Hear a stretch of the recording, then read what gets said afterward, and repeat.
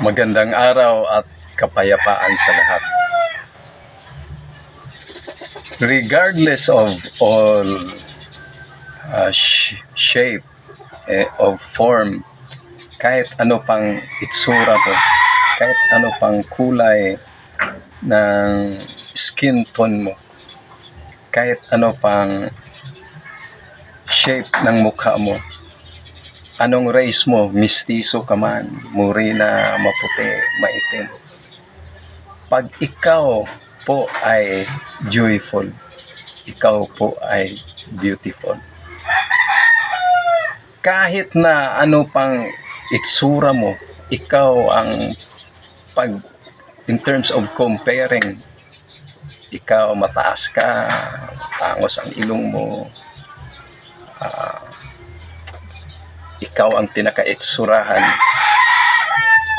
Kahit na ang pinakamahal sa buhay mo, pag nakita kang nakasimangot, may puot at galit, may takot at nag-alala, hindi niya makita ang beauty na sa iyo. Hindi niya masasabi na maganda ka. Wala siyang masasabi kundi kabaliktaran ito. Kasi ang tunay na maganda kung siya ay masaya.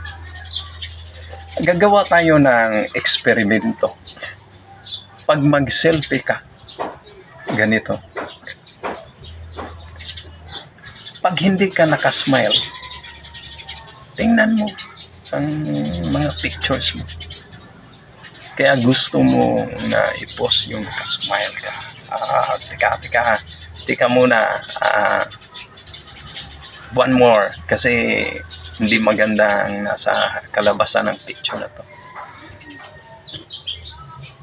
Tumingin ka nga sa salamin. Tingnan mo sa salamin. Tingnan mo maigi.